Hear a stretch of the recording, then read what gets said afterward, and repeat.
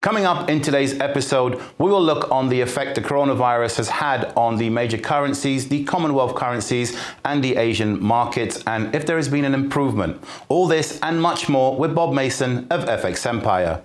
This is the week ahead.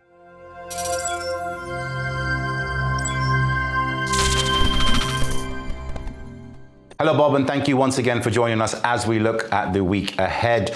Let's start with the major currency pairs. How's it looking on the economic calendar front for the start of July? Compared to last week, it's a pretty quiet week on the economic data front. From the US, the key stat of the week is going to be the ISM non-manufacturing PMI for June. Going to need to see a marked pickup in service sector activity to support this economic rebound that markets have priced in. So expect the ISM to have a material impact on the day. In the second half of the week, then we have the weekly jobless claims figures. Following last week's NFP numbers, these are going to need to come down materially to support service sector activity through the summer and obviously consumption. So expect these two to be key from the US. From the Eurozone, Germany's in focus. You got industrial production, factory orders and trade figures. Markets probably brush these aside, following the June PMI numbers. So really don't expect too much. So it's going to be cues from the US on the economic data front next week. So it looks like the coronavirus pandemic is still affecting the markets. Is it also still affecting the Commonwealth currencies? What's going on in Canada, New Zealand and Australia? For the Aussie dollar, it's a quiet week ahead on the economic data front. We do have the RBA in focus on Tuesday, however, with the monetary policy decision. So expect some movement there. RBA has been particularly confident of an economic recovery and avoiding the worst case scenario meltdown that they're projected. So economic data has largely supported that, and the talks of a vaccine, COVID-19 vaccine, is bullish for the commodity currencies. Obviously, much depends on trade terms around the world, and the US is attack on China and the likes of the EU.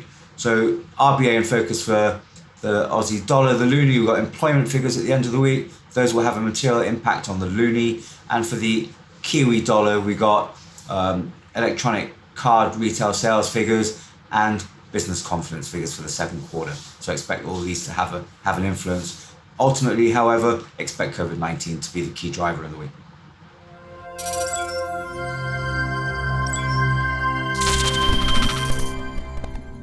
So it seems that the coronavirus is still also affecting the Commonwealth currencies. But how about Asian giants, Japan and China? How are they faring? For the Japanese yen, it's quite a week ahead. Key stats are really actually household spending. Going to need to see some kind of recovery in spending to support the economy, which is obviously struggling. So expect some focus on that. It's not going to have material impact on the yen or monetary policy for that matter. Any sort of increase in spending is not going to shift the Bank of Japan's monetary policy stance for now. Out of China, inflation figures, we could see wholesale inflation figures have an influence on the markets. Obviously, PMI numbers out of China have been better than expected, so that's a boost.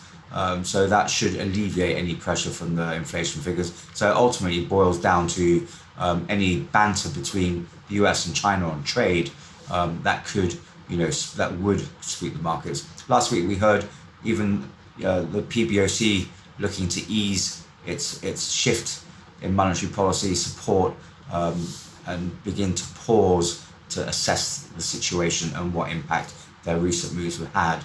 So that's going to possibly test risk appetite in the week. So it seems the yen is one of the only currencies to be relatively stable during this pandemic. But lastly, to finish up on geopolitical risks for next week, what should we be looking out for? On the geopolitical risk front, obviously you've got Brexit. Angela Merkel spoke last week. She spoke of the rising chance of a hard Brexit, just really because both sides are unable to find common ground. And Boris Johnson's got little interest in compromising, particularly with his pro-Brexiteers that form his party. So that's one key area to look at. The other areas, obviously, you've got the US and EU and US and China. COVID-19, well, you've got the good news, obviously progress towards a vaccine. So that should ease some pressure on the markets from these spikes in COVID-19 numbers that we've been seeing and the mishandling in the US that have led to a pause in the reopening cycle that has been seen elsewhere. So really it's in the hands of Trump, trying to detract the markets and try and get some clawback on Joe Biden's lead towards the presidential election and Brexit. So any talk of tariffs obviously will spook the markets, but then the good news is, if there is good news, further good news on the vaccine front, then that should support the markets in the week. Well, that's all for today, Bob. Thank you so much for joining us, and I'll see you again next time.